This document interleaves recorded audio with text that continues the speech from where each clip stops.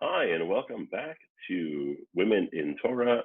I'm Rabbi Sandy Zisser, and today we're looking at Unit 6. We're talking about Dinah. Let's jump right into it.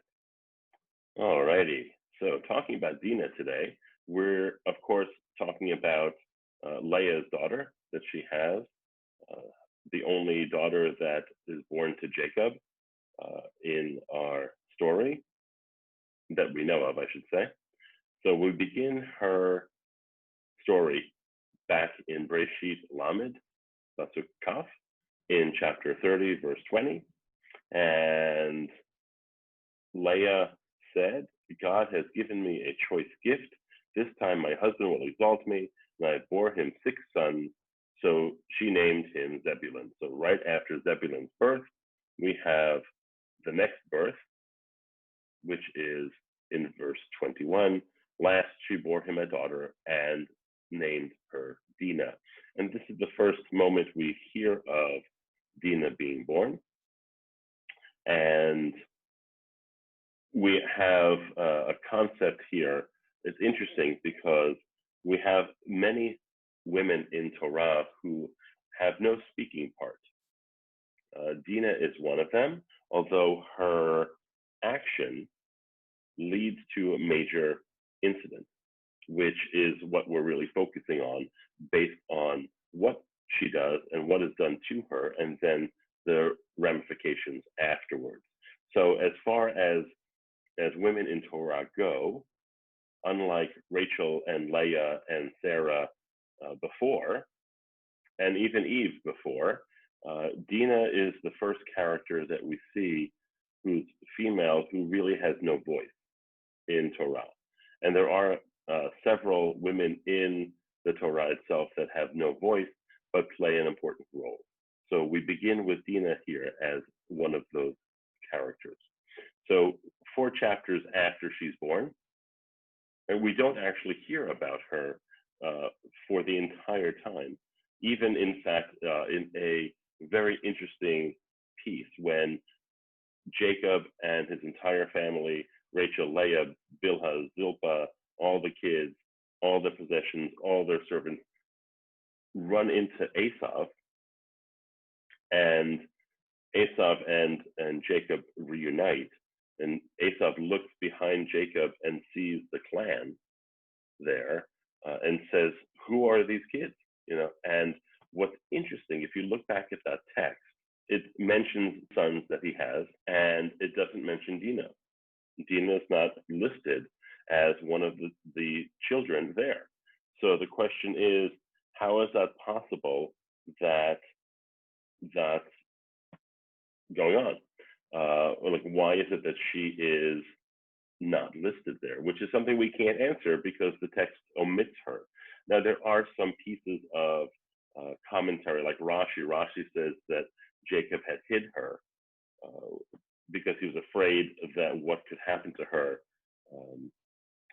when Esav sees her, which maybe, but that's actually just a speculation based on Rashi's belief and thought, trying to understand why she's not listed as one of the kids.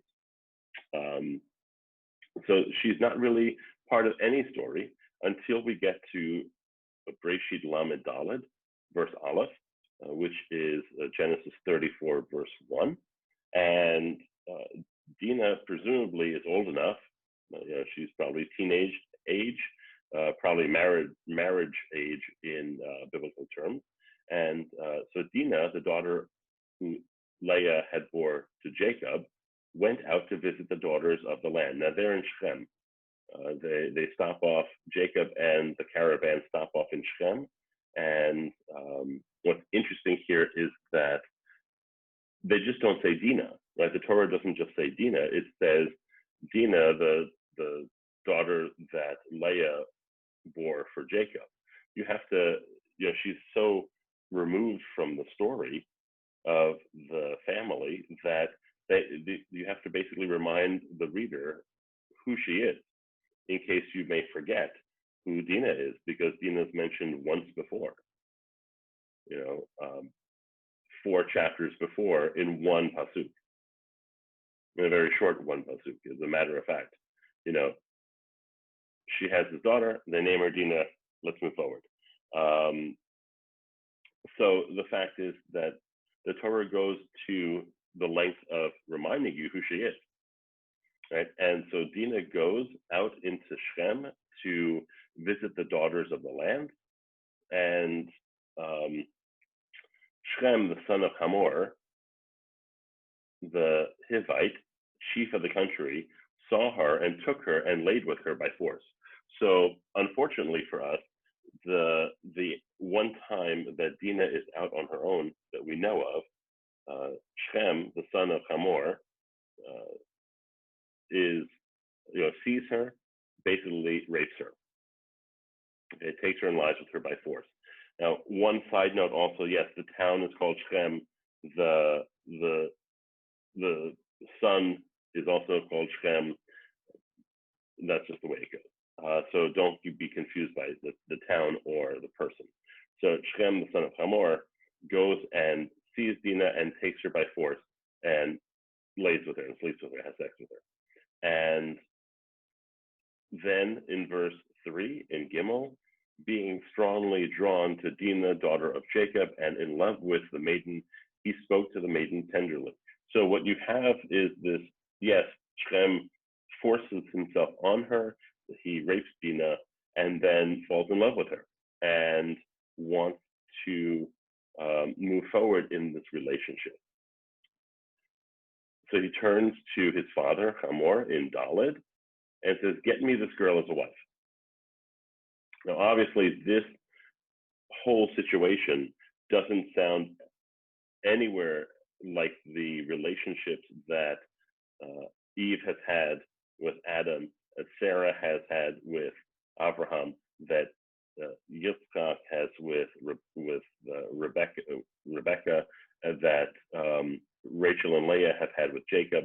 None of these sound the same. This is obviously a forced relationship where you don't hear Dinah's end of it. It's very interesting how this story plays itself out. Okay? And because he's drawn to her, I guess after the rape, that he turns to his father and says, get me this girl as a wife. So it's not even asking Dinah what she wants, but Shechem goes to his father, who will then presumably go to Jacob and try to arrange it. And in verse Hey, in 5, Jacob heard that he had defiled his daughter Dinah, but since his sons were in the field with his cattle, Jacob kept silent until they came home. So you have a situation here which doesn't really play well for Jacob's character. Right? He hears that Dinah had been raped, but because his sons were in the field, he doesn't do anything about it. He waits for them to come home and then tells them what happened. So in Vav and 6, then Shechem's father Hamor came out to Jacob to speak to him. So you see that Hamor is listening to Shechem and goes to Jacob and tries to broker a marriage deal between Shechem and Dinah. In verse 7, meanwhile, at the same time, Jacob's sons, having heard the news, not from Jacob, come in from the field, and they're very distressed and very angry, which makes sense. It's the actual response that you would think that a family member would have when their sister or daughter had been raped, right? What you see here in Jacob's response in verse 5, he's very even-keeled. He's very level-headed. He's not angry. There's no outrage in this, right? He hears about it and he keeps silent because his sons are out in the field. The sons hear about it and they immediately come back and they're distressed and very angry because Shechem had committed an outrage in Israel by lying with Jacob's daughter. And it was something that they should not allow. It's a very different response, but you also see there's no Dinah in this part of the story. You would think that she would be part of this, right? Family meeting type of thing. In verse Chet, in 8, and Hamor spoke with them, saying, my son Shechem longs for your daughter. Please give her to him in marriage. So Hamor, it seems, now here's the thing. Is it possible that rape was an acceptable tradition in Shem, possibly, because the way Hamor and Shem are talking about getting Dinah as a wife for Shem, it seems as if it's ordinary, right? You sleep with the woman first, you see if you like it, and then you marry her in Shem. Maybe that's how it works, as opposed to the rest of what Jacob and the family know is that you arranged, and then the first time you are intimate with her is at your marriage. So maybe there's a difference, and maybe possibly right here, there's nothing that Hamor sees out of the ordinary, because that's how things are done in his town. Okay? So in verse 8, when Hamor spoke with them, and it's interesting, it says that he spoke with them, but talking to Jacob, obviously, right? But he spoke to them because obviously they're all there now, right? Jacob's sons are there. They're outraged. Jacob's there. He's not outraged outwardly, at least. And Hamor is there trying to broker this marriage between Dinah and Shem. Again, Dinah has no voice. In verse 9 of chapter 34, Hamor continues and says, intermarry with us, give your daughters to us, and take our daughters for yourselves. Now, maybe this is also a common practice in Shem for the Hivites. You don't know. Maybe the way of populating their tribe is to intermarry. And maybe they've been doing this for centuries. And he continues and says, you will dwell among us, and the land will be open before you. Settle, move about, and acquire holdings in it. It seems sort of a natural deal. It seems like it's okay, right? It seems like this is business as usual in Shem. And maybe that's the case. So maybe that's why there is no defense on the Hivites for this. And then Shem said to her father and brothers, interestingly, how it doesn't say how Shem spoke with Jacob and her brothers, right? Shem then says, do me this favor, and I pray whatever you tell me. In verse 12, ask of me a bride price ever so high, as well as gifts, and I will pay what you tell me. Only give me the maiden for a wife. So in verse 11 and 12, you also see that Shem went with Hamor to Jacob to try to broker this marriage deal. Dinah is nowhere in sight. We have no idea where Dinah is at this moment, what her opinion about all this is, and how it's supposed to play out. And she's a silent character as a major player in this, because if Jacob agrees to the marriage of Shem and Dinah, it's a game changer for the entire tribe, right? Jacob's family will be changed forever by this intermarriage between the Hivites and Jacob's clan. So Shem is trying to buy and brokerage the marriage contract. In verse 13, Jacob's sons answer Shem. Interestingly enough, that it's not Jacob who answers. It's not Jacob who says, I'm sorry, this is unacceptable. We can't do this. This is not okay. And why? Jacob's sons actually answer Shem and his father Hamor and say, because this, they say this is ridiculous, because he raped our sister, and said to them, we cannot do this, to give our sister to a man who is uncircumcised, for that is a disgrace among us. So here, the brothers pull a cultural difference and say, we are circumcised, all males, and we cannot give our sister to someone who is uncircumcised, for it's a disgrace among us. Okay? It's the only condition they agree with then, in verse 15, only on this condition we will agree with you, that you will become like us in that every male among you is circumcised.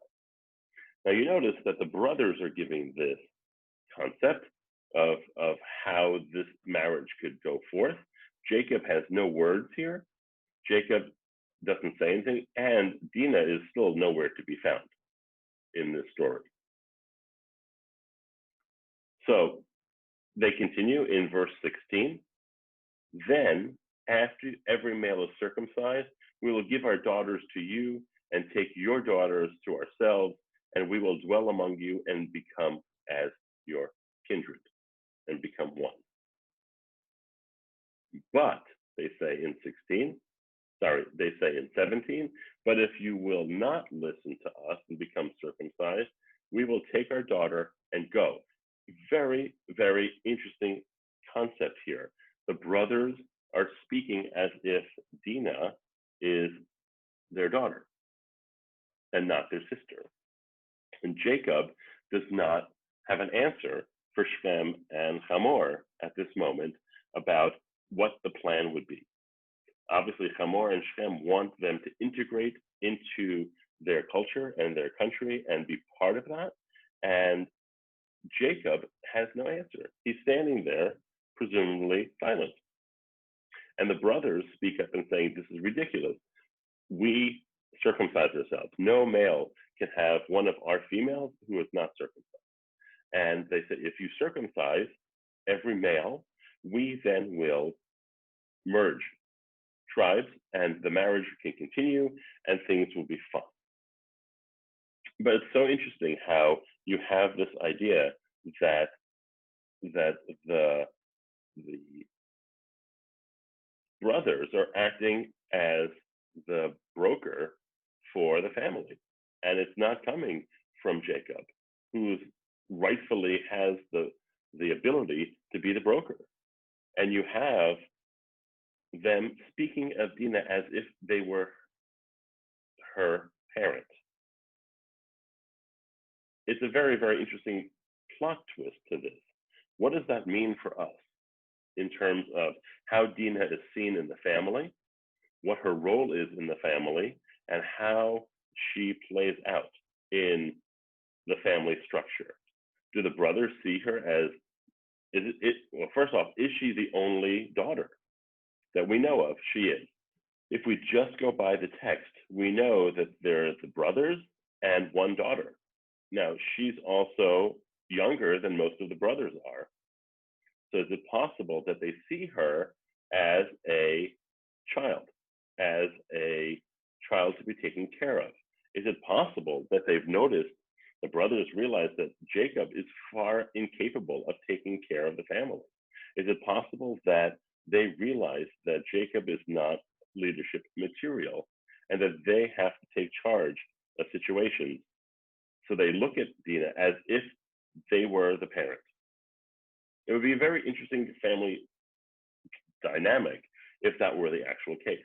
But we don't know. It's speculation. The text doesn't talk about it. Okay, so let's go with that and leave that on the hook, as they say, for a minute.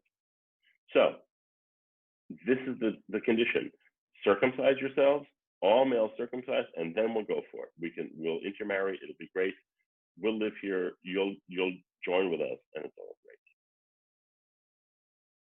So in verse 18, in Lamed Daled, chapter Lamed Daled, chapter 34, verse Yudchet 18, their words pleased Hamor, and Hamor's son Shem. Okay, so Hamor and Shem likes the idea, and that clearly, the more we talk about it, the more it does seem like this was a culture that absorbed other cultures as a way of growing.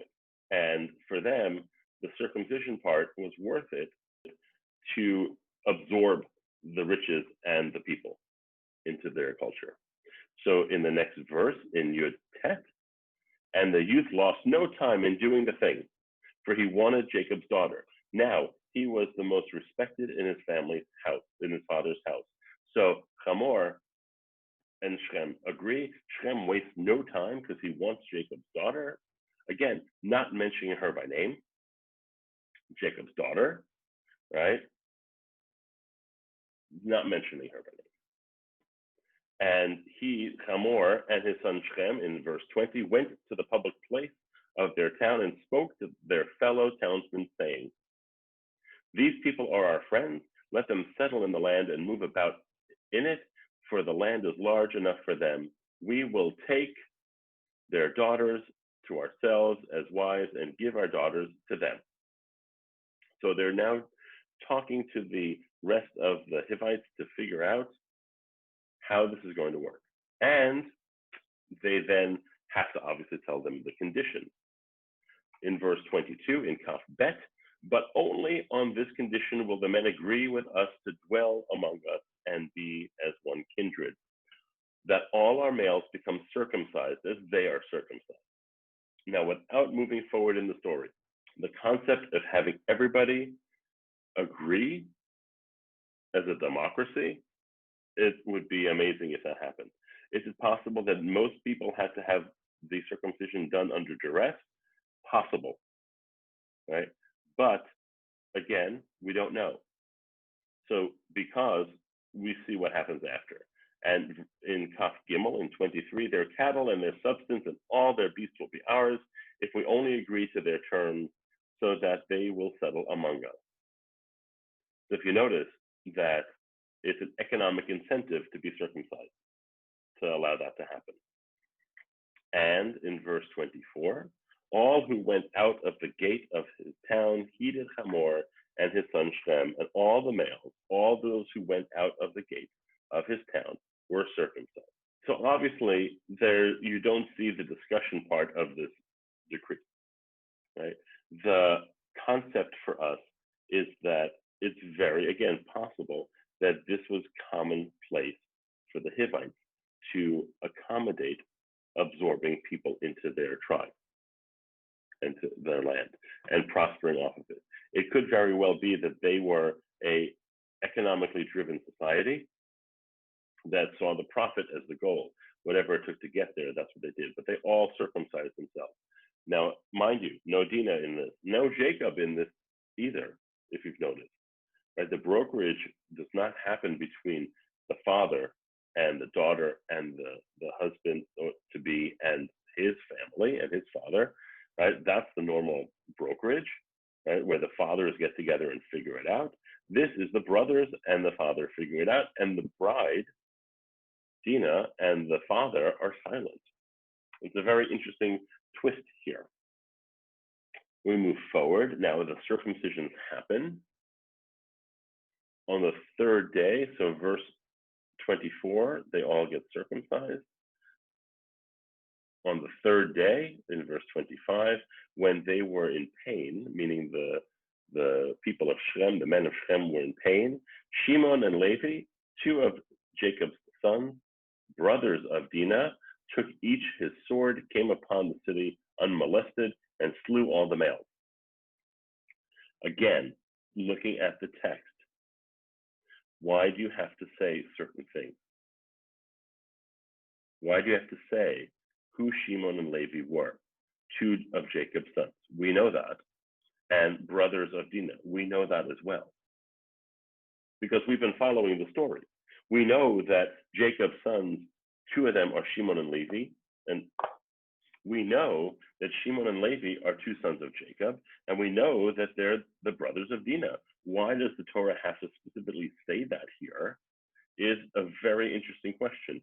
Again, is it because they are so withdrawn from this, that Jacob and Dinah are so withdrawn from this story that revolves around Dinah, that they have to constantly be reminded of who these people are? But again, we don't know for fact because the text doesn't address that.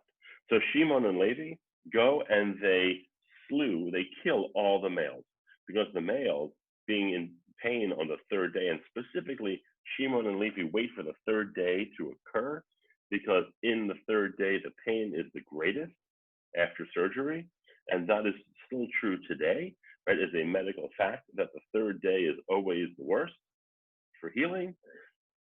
And they go and they slaughter all the males in the city. Now, we don't have a record of how many there were, but it can't be just a couple. And in the next pasuk, in 26, Kaf Vav, they put Hamor and his son Shem to the sword. They took Dinah out of Shem's house and went away. Now, this gives us a clue of why Dinah was not part of the negotiation. Is it very well possible that Dinah was being held hostage at this moment? Why then would she be in Shechem's house? They're not married. There was no brokerage done until after. Or is it possible that as soon as everyone was circumcised, Dinah went to live with Shechem and they were starting to integrate into the Hivite society and their land? It is very possible that the deal happened right away. Dinah was then sent to Shechem's house. Or is she being held there while the brokerage is being done? And if that's the case, this story is very different because we have a very violent act that Shimon and Levi do. Right? They go and they slaughter all the males of the city and they take Dinah out. Right? If Dinah is being held there, this is a rescue situation. Right? This is a hostage situation and rescue. That's very different than if Dinah was back at camp with Jacob and the family.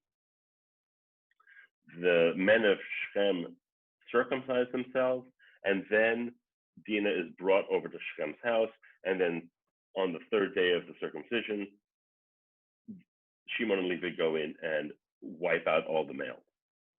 That's different. That's a revenge piece. Right? That's just pure cold-blooded revenge. So there are two very different situations that could come up from this moment of taking Dinah out of the house of Shechem. So it's a very interesting plot twist depending on how you read this pasuk. And because Dinah is silent for the last 26 psukim plus from the beginning of the story, we have no clue where she is after the initial rape. Again, if she were not home after the rape occurred, how would the brothers and Jacob hear about it? And if in fact the rape occurred, Jacob and the brothers heard about it, the first question should be asked is, where is our sister? Right? Where is Dinah? We need to see her to make sure she's okay. Again, if that's the case, is it possible that she's brought over to Shechem's house after the circumcisions happened? That would lend itself to that part of the story. But the fact is that Dinah is silent and not an active participant or even a bystander in the events that lead up to the circumcisions. We have no clue where she is. So either of those answers work, but the only one that justifies what Shimon and Levi do is if it's actually like a hostage situation. And they go in and wipe out the males and take Dinah back. That's something for you to decide. We don't have the answers. We can look at commentary, but they're also making it up because the text doesn't tell you. So after Shechem and Hamor are killed and Dinah is brought back and Shimon and Levi come back with them, in verse Kaf Zayin in 27, the other sons of Jacob came upon and slayed and plundered the town because their sister had been defiled.